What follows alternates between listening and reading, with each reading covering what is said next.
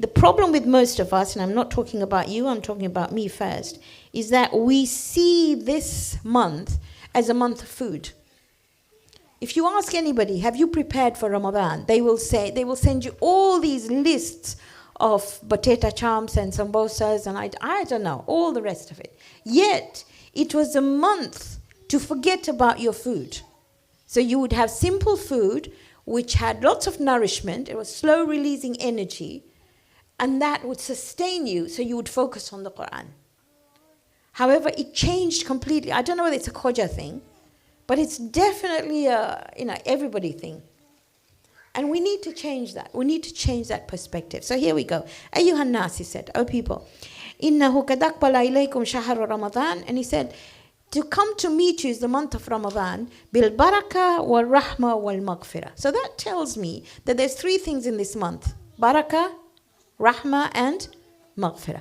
Barakah is more than I deserve. When you say to somebody, Ramadan Mubarak, it's actually Ramadan Kareem, you should say. And the answer is Allahu Akram. But say you say Eid Mubarak, Ramadan. You're saying, may Allah give you more than you deserve.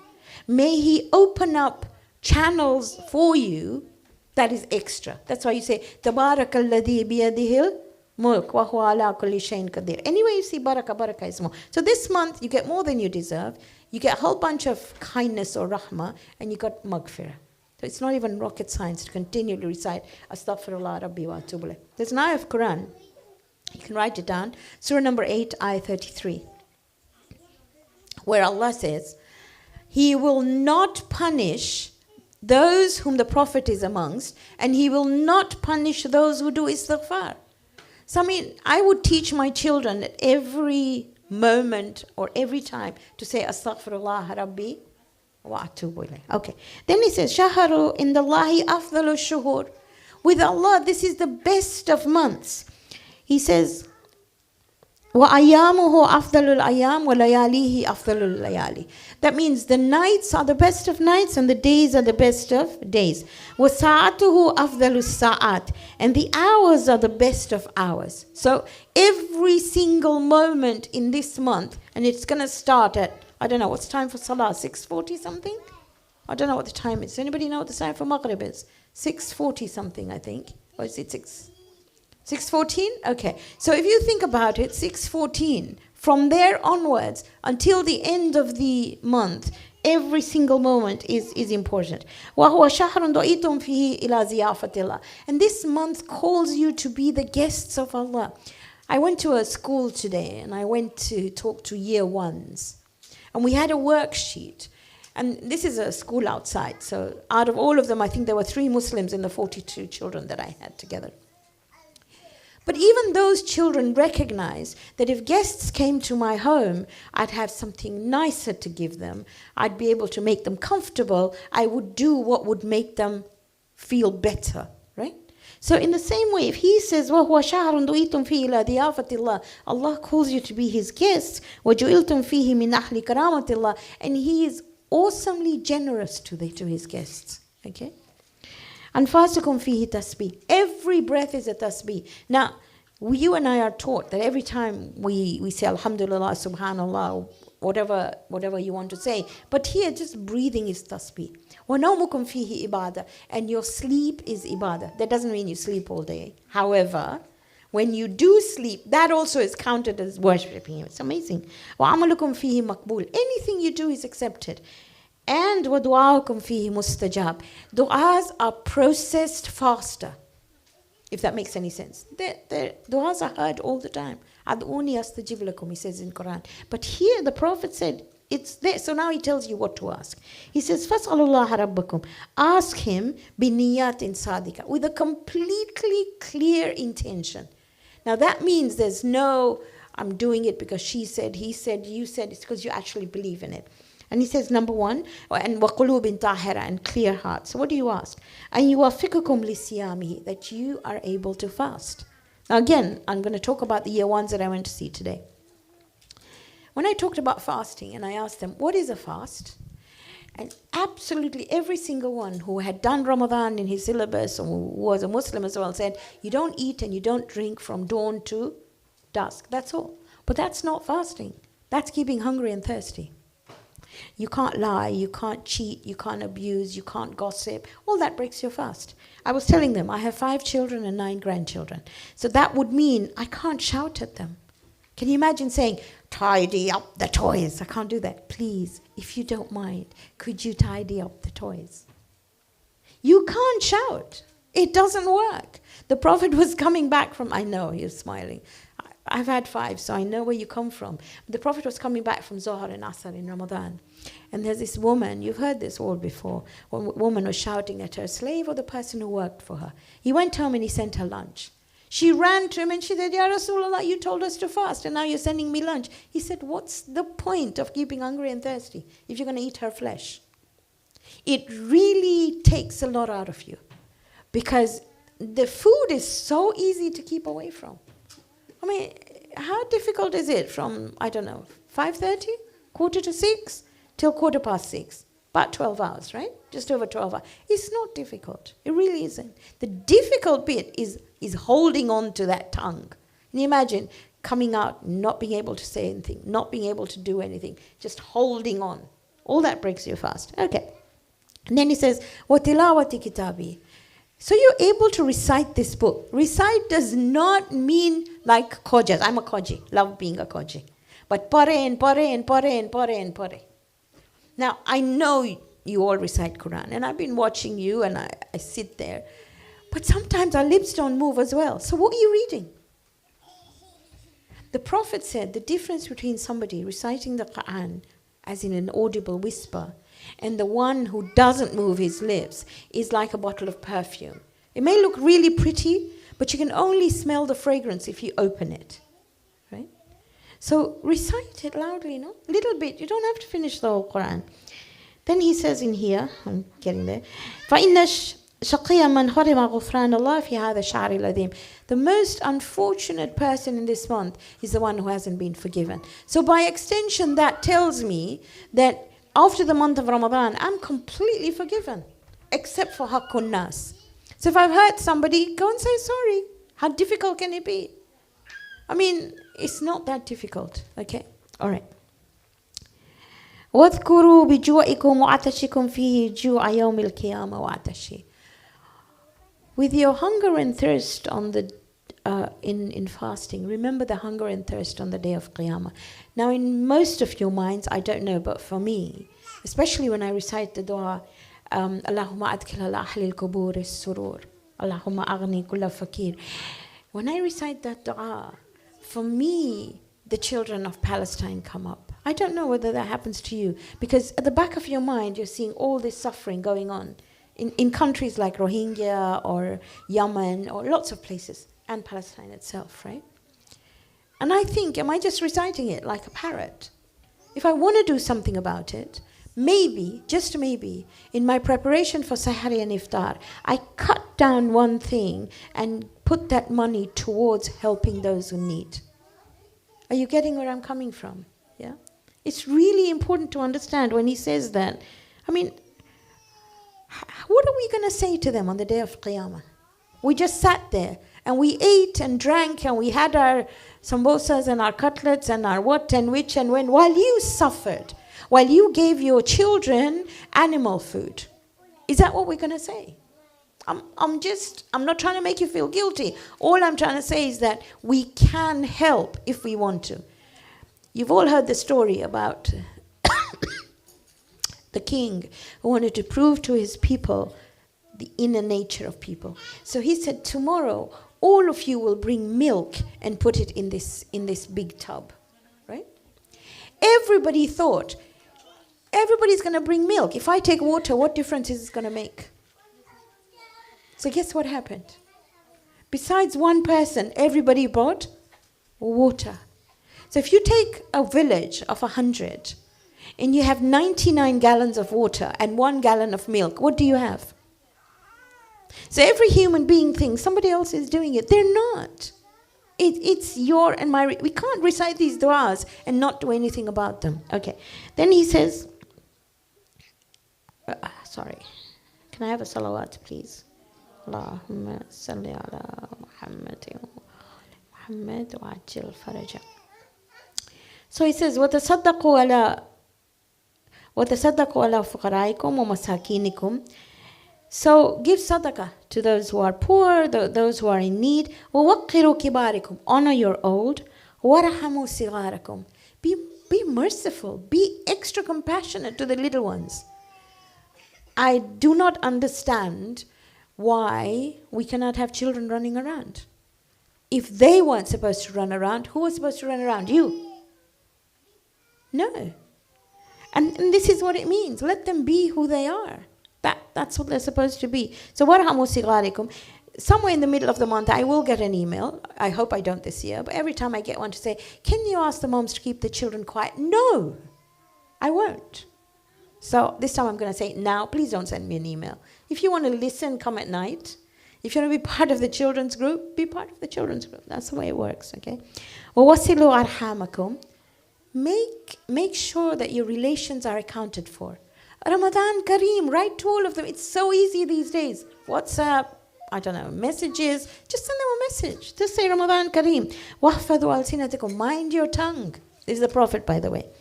وَغُضُّوا عَمَّا يَحِلَّ النَّظَرُ إِلَىٰ أَبْصَارِكُمْ. Don't look at what you're not supposed to. وَعَمَّا لَا يَحِلُّ الْإِسْتِمَاعُ إِلَيْهِ أَسْمَاءَكُمْ. Don't hear what you're not supposed to. وَتَحَنَّنُوا عَلَىٰ أَيْتَامِ النَّاسِ يَتَحَنَّنُوا عَلَىٰ أَيْتَامِكُمْ. Be kind to the orphans of people, so your orphans will be looked after. You don't have to look far to see orphans today. They are just so many. وَتُوبُوا إِلَى اللَّهِ مِنْ ذُنُوبِكُمْ. Do tawbah for your sins. وَارْفَعُوا إِلَيْهِ أَيْدِيَكُمْ بِالدُّعَاءِ.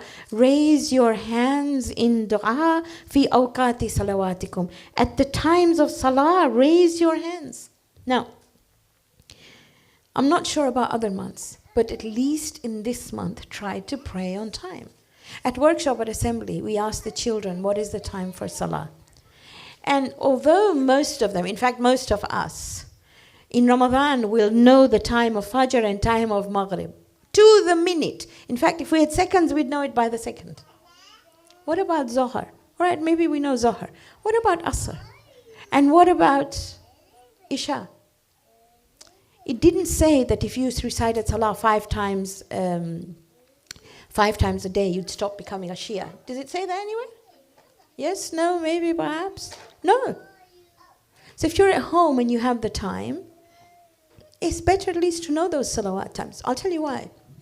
If he says, raise your hands in dua, fi awqati salawatikum, can you imagine instead of 3 times, you have 5 different times of raising your hands in dua? And it's phenomenal.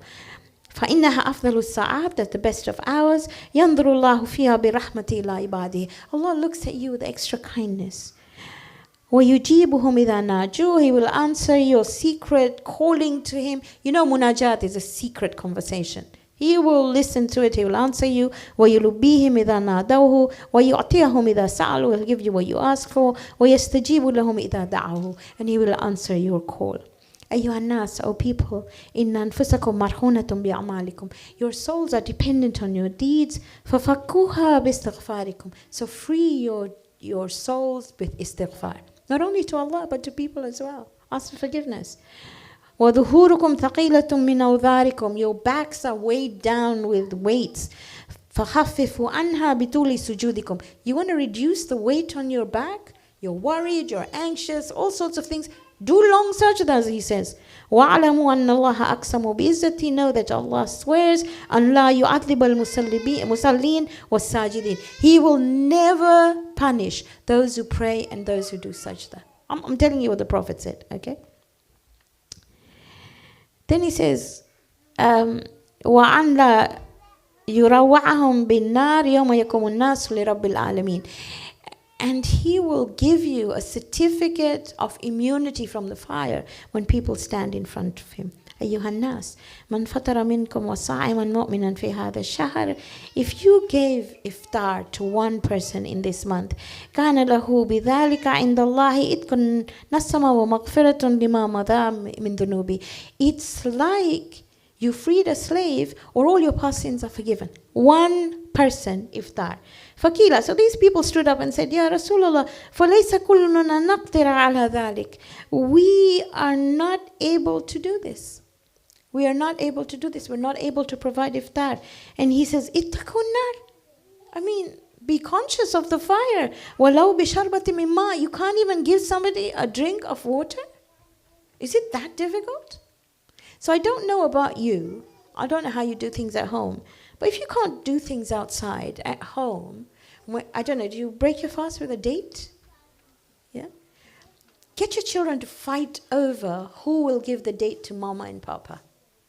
Get them to fight over who will be the first to give a date to somebody else. That's a start. So, I told you I've got lots of children. Right? And the children, it's wonderful to see, because they're standing with their date near you and they sprint when they hear adhan to find the person they can give the date to, only because of this sermon. And hopefully you hope that when they grow up, they will be able to do this to the world and their wives, so everywhere around. But start with your kids. So they never have the date first, but they make sure somebody else has it first. Okay, these are just small things you can do. أيها الناس مناسنا في هذا الشهر خلقه. In this month, if you have good akhlaq, كان له جوازا على الصراط. You get a helicopter over the sirat. So you don't have to go onto it. يوم تزل فيه الأقدام, when people will slip. ومن خفف في هذا الشهر أما ملكت بيمينه خفف الله عليه حسابه. If you lessen the load of someone who works for you, or someone whom you live with, or whatever you want to talk about, then Allah will make your accounting easier. It's phenomenal. I tell the children this. So if they wanted to make their beds, or they wanted to tidy their rooms, or they wanted to help you, and believe me, them helping is worse than you doing it yourself. But them trying to help means that they have understood what this is about. You probably will end up doing 10 times more work, but at least they've learned the essence of the sermon of the Prophet. وَمَنْ كَفَّ فِيهِ شَرَّهُ. If you cover somebody's evil, كَفَّ اللَّهُ عَنْهُ غَضَبَهُ يَوْمَ يَلْقَى. Allah will cover your evil on the day of Qiyamah. So if you cover somebody's bad, something you saw, and you don't gossip about it, that's great. وَمَنْ أَكْرَمَ فِيهِ يَتِيمٌ. If you honor an orphan, أَكْرَمَ اللَّهُ يَوْمَ يَلْقَى. Allah will honor you on the day of Qiyamah. وَمَنْ وَصَلَ فِيهِ رَحِمَهُ. If somebody you haven't been talking to is your relation, you started talking to them, وَصَلَ اللَّهُ بِرَحْمَتِهِ يَوْمَ يَلْقَى. Allah will join you with His rahmah on the day of Qiyamah. مَنْ قَطَعَ رَحِمَهُ قَطَعَ اللَّهُ عَنْهُ رَحْمَةً يَوْمَ يَلْقَى. If you break relationships with your families, He will cut His rahmah off from you. وَمَنْ تَطَوَّعَ فِيهِ بِصَلَاةٍ. If you pray salah, He will write for you بَرَاءَةً مِنَ النَّارِ. Again, a certificate of freedom from the fire. وَمَنْ عَدَّ فِيهِ فَرَضًا. If you pray your wajibat, كَانَ لَهُ ثَوَابًا مِنْ عَدَّ سِبْعِينَ فَرِيضًا. It's like you get 70 times more sawab. فيما سواه من الشهور, in other months. ومن أكثر فيه من الصلاة. If you pray a lot of salah, ثقل الله ميزانه. He will make sure your good deeds weigh in. يوم تقف الموازين, when other people won't have good deeds. ومن تلا فيه آية من القرآن. One ayah of Quran, tilawat. كان له مثل أجر من ختم القرآن في غيره من الشهور. It's like finishing a whole Quran in other months. Now, tilawah. Read, internalize, understand, apply, and teach. That's what it's talking about. Understand it, know it. So if I were to ask you, you all know Inna lillahi wa inna ilayhi raji'un, yes? Is that an ayah you all know? What surah and which ayah? Don't look at me like this. Okay, we'll go into each one of those. Hopefully by the end of this we should know them. أيها الناس إن أبواب الجنان في هذا الشهر مفتحة. The doors of Jannah are open. فاسألوا ربكم أن لا يغلقها عليهم. Tell your Rabb never to close them for you. It's phenomenal. All the doors of Jannah are open. وأبواب النيران مغلقة. The doors of Jahannam are closed. فاسألوا ربكم أن لا يفتحها عليكم. Tell your Rabb never to open them for you. والشياطين مغلولة. Shaitan is imprisoned. Ask your Rabb never to open free him for you. So this whole sermon, and Qala Amir al-Mu'mineen. So Imam Ali فَقُمْتُ وَقُلْتُ, stands up and he says, Ya Rasulullah, ma afdalul a'mal fi hadha ash-shahr. What's the best deed I can do in this month? So the Prophet's gone on about all the things I talked about. And he says, Ya Abul Hasan, afdalul a'mal fi hadha ash-shahr al-wara'u an maharimillah. To keep away from that which Allah has made haram. Are you good? That is the sermon of the Prophet. And it is repeated every end of Shaban. All the time. But for today, and from today onwards, we're going to do these two things. Suratul A'la and Asma'ul Husna. You could do that. Yes? Okay. So, hopefully, we have these books and we can give them to you online. I don't know, are you part of this Ramadan group or not? You're not. Oh dear. No, we've got a separate Ramadan group. I think it's, if I'm not mistaken, last I looked at it, there's about 350 people on it. If we send you, and I don't know how to send it to you, if you go and see Fatim, she will be able to give you, we've got 366 people on it at the moment. I've been starting sending stuff for a week before. But the nice thing is, if you have them on here, then you don't need physical copies as such, right? So if you go and see Fatim or... Can you do that? Okay, so there you go. She'll do it for you. Incidentally, I've known Zara since she was about this high. Okay, so hopefully she'll sort it out for you. So we're going to do Suratul A'la and we're going to do Asma'ul Husna. So we're going to start with Suratul A'la. These books will all be on the group and you can access them from there. So like I said, it's got 19 ayat. I'm going to start right at the beginning. It's Surah number 87. I hope you can remember that. Okay, Surah number 87, Suratul A'la. A'la means the Most High. Are you good with that? Okay. The first thing you do when you look at a surah is to understand its focus. What is it talking about? And we've done that throughout the years. Some of you have been with me, so you know what it's about. So we've got the focus in here. The first thing that you think when you think of Suratul A'la is that the mission of the Prophet had two things. Sabbih and Dhakkir. Okay, so sabbih literally means declare his perfection. So all that, if you look at the mission of the Prophet, it's divided into these two things. Declare the perfection of divinity. And the way to declare his perfection is by looking at the 99 Asma'ul Husna.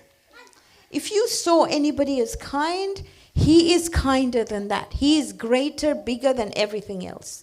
All right? So the first one was Sabbih, the second one was Dhakkir. Dhakkir is remind. You continually have to be reminded.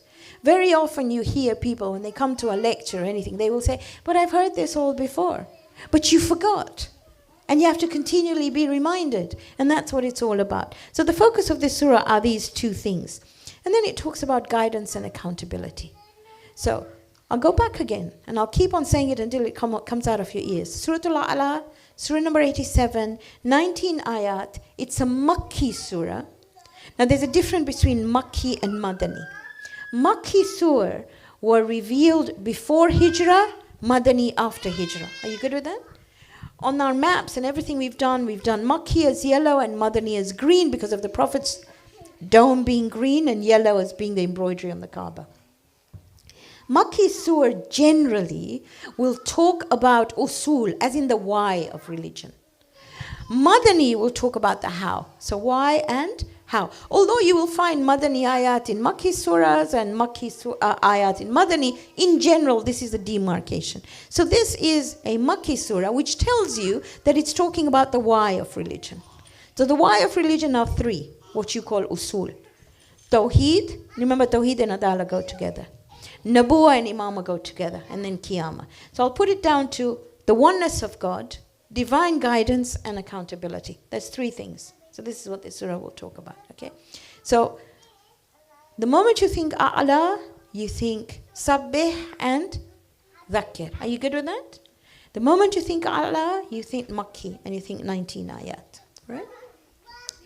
The first ayah is what we're going to memorize today, and I'm hoping when I come tomorrow, you will know it.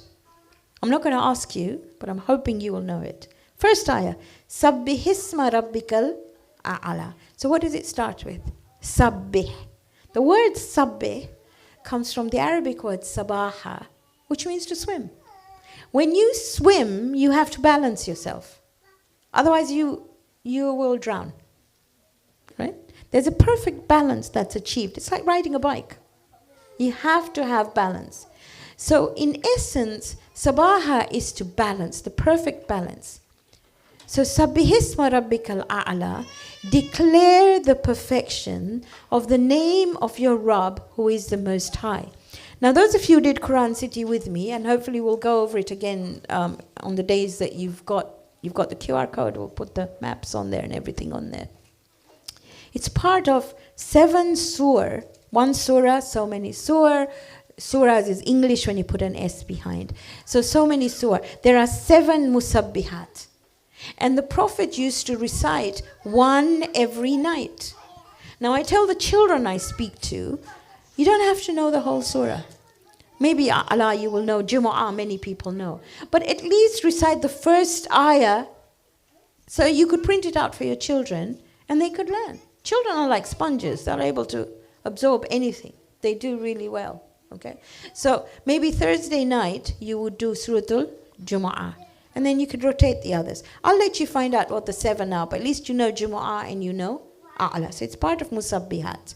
Prophet used to recite it all the time. This was his favorite surah. Sabbi isma rabbikal a'la. Can you memorize that much?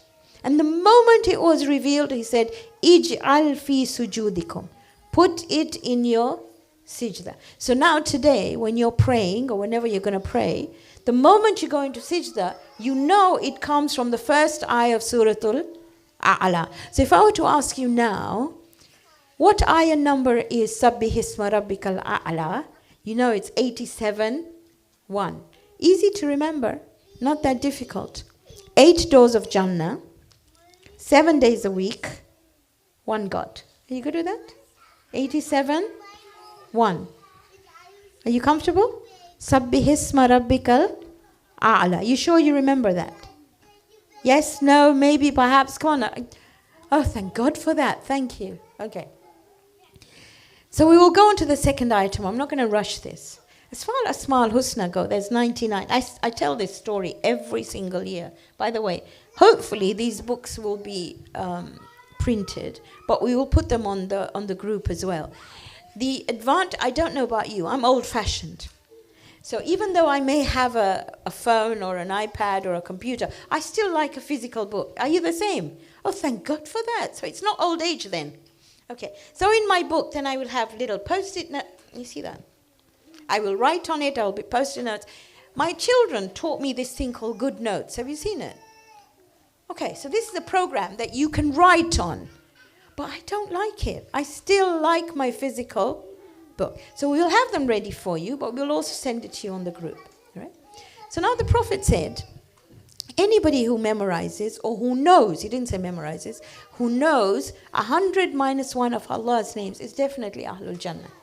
So we had this young girl at workshop. She's actually grown up now. She's about 18. But when she was 5, she came up and she said, very, very confidently, Ummi Auntie, I'm going to Jannah. Said, oh my goodness, that is just amazing. Can I come with you? So she knew that you could take 10 people with you. So I could see her brain going, mom, dad, sibling, grandma, grandpa. And I thought, there's not much space there, right? But she said, yeah, okay, I guess I could squeeze you in. So I said, if you teach me the confidence you have in that you're going to Jannah, maybe I can take 10 people with me as well. And maybe I can go. So I'm not quite sure whether you're going to take me later on in life. Incidentally, I think she's 18 now. And last year when I asked her, she said, I still kept you there. But I'm sure when she gets engaged, she'll chuck me out, okay? So she said, it's the book that you gave us at the end of term. So at the end of term, we gave them a book which had Asma'ul Husna on it. And at the back, it said the hadith of the Prophet, which said, if you knew these 99 names, you were Ahlul Jannah. As a 5-year-old, she just read them all out. It was phenomenal, absolutely phenomenal. But for me and you, it is 3 things: theoethics, psychoethics, socioethics, which means I need to know the name and its meaning. I need to be able to make sure I have internalized it, and then I have to be able to, if we say socioethics, I have to be able to manifest it. So we're going to start off with what I call the 3 R's. You comfortable with that? 3 R's. 1, 2, and 83. Do you think you can remember that? 1, 2, 83. Are you good?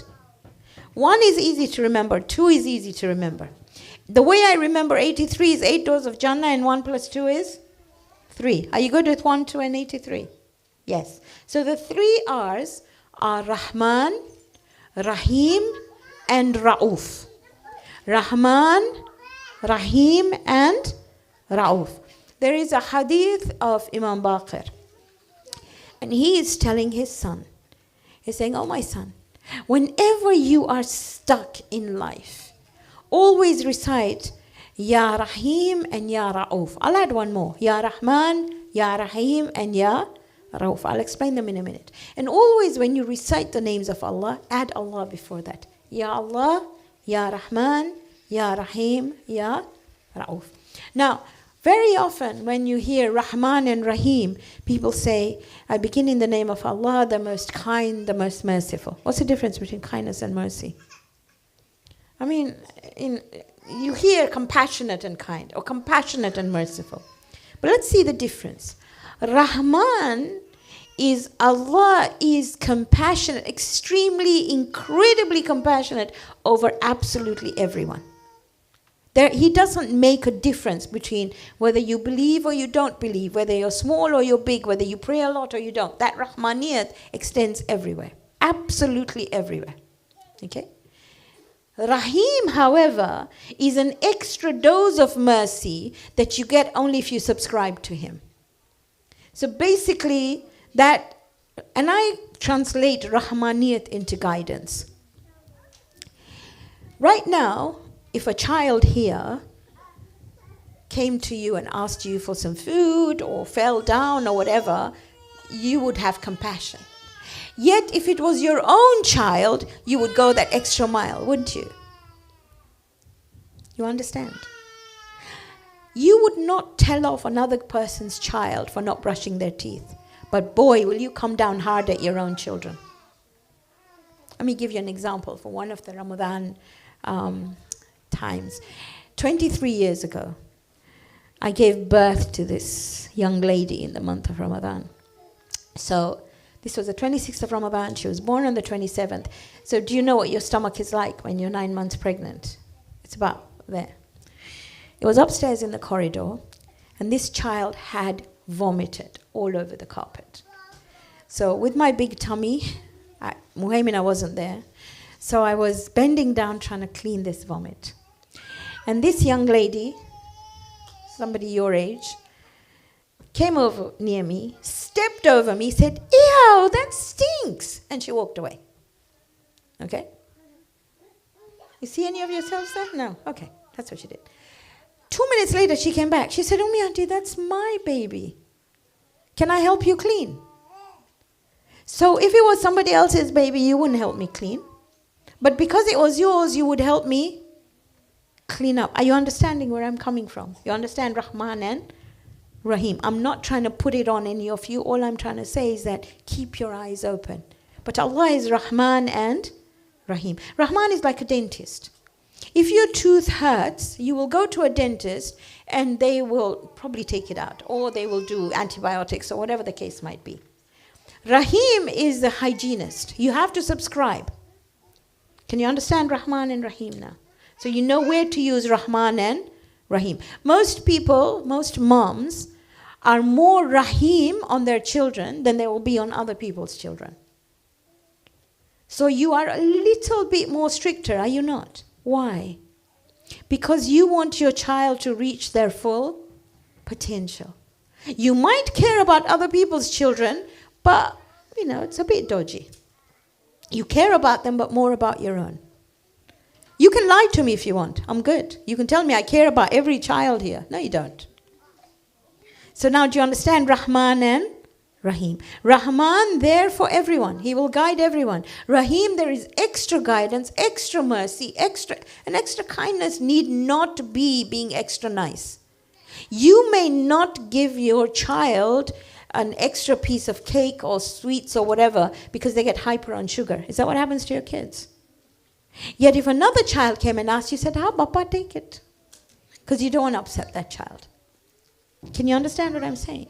So the more closer you get to him, the harder he will be on you, just like a mama. So Rahman and Rahim. Ra'uf now, Rahman and Rahim involves pain. It's kindness with pain. Because both the dentist hurts and the hygienist hurts. If you haven't been to one, try. Okay? Ra'uf is mercy without pain. It comes from the word ra'afa. So, Ra'uf is he who understands what you are going through, and the only one who understands. Nobody else will understand. It could be your spouse, it could be your mom, it could be your dad, it could be your children, it could be your siblings. When you try to explain some things to them, they don't get it. They just don't get it. But Allah as Ra'uf understands that. I'll give you some examples. The Quran calls the Prophet Ra'uf. I'll give the ayah number tomorrow. Hopefully you'll find it for me by tomorrow, but I'll give it to you. The other person who's known as Ra'uf, Imam al-Ra'uf, is Imam Rida. I'll tell you a story. So, when the haram of Imam Rida was being built, Sheikh Tusi was building it. And he told the builder, "You will not put the door of the place that goes into the grave, you know, the door that goes into the room that has the actual zari in it, until I see you in the morning." The builder said, "Okay."